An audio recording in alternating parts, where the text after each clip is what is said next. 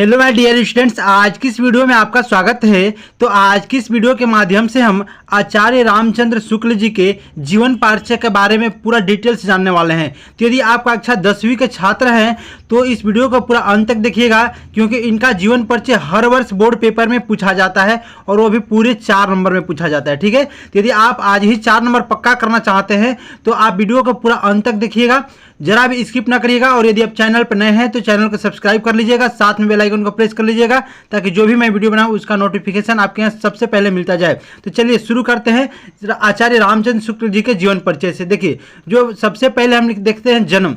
तो जो इनका जन्म था 1884 ईस्वी में हुआ था और उनकी मृत्यु कब हुई थी? तो 1941 ईस्वी में हुई थी। ठीक है, अब देखिए जीवन परिचय कैसे लिखेंगे यदि आपको बोर्ड पेपर में आता है तो सबसे पहले हम हेडिंग लिखेंगे जीवन परिचय। ठीक है, वो भी आप ब्लैक पेन से लिखिएगा। उसके बाद लिखेंगे आचार्य रामचंद्र शुक्ल का जन्म सन 1884 ईस्वी में बस्ती जिले के अगोना नामक ग्राम में हुआ था। देखिए, इनका जन्म कब हुआ था? तो 1884 ईस्वी में, और कहाँ पे हुआ था? तो अगोना नामक ग्राम में हुआ था और बस्ती जिले में हुआ था। ठीक है, जैसे कि आप यहाँ पर देख पा रहे हैं।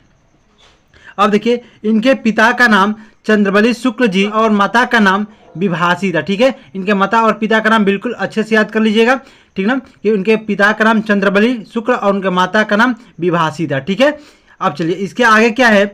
शुक्ल जी को बचपन से ही पढ़ाई लिखाई में लगन थी। देखिए, लगन का मतलब होता है कि ध्यान था, अच्छा था, उनको पढ़ना लिखना अच्छा लगता था। ठीक है, उन्होंने स्वयं अध्ययन से ही हिंदी, अंग्रेजी, संस्कृत, बंगला, उर्दू, फारसी आदि कई भाषाओं का अच्छा ज्ञान प्राप्त कर लिया था। ठीक है, देखिए उन्होंने इन जो भाषाएं दिया गया है इन सब का ज्ञान उन्होंने प्राप्त कर लिया था।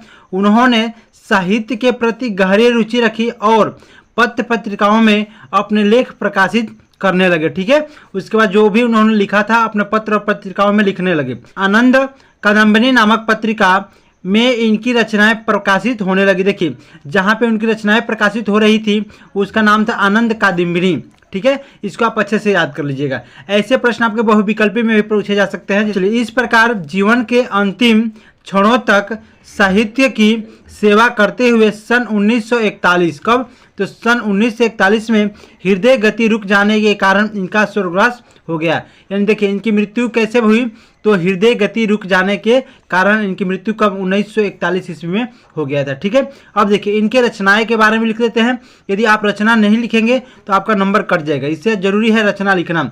इनकी रचनाएं कौन कौन सी? ठीक है, देख सकते हैं आप यहाँ पे रचनाएं। इनकी प्रमुख रचनाएं निम्नलिखित है।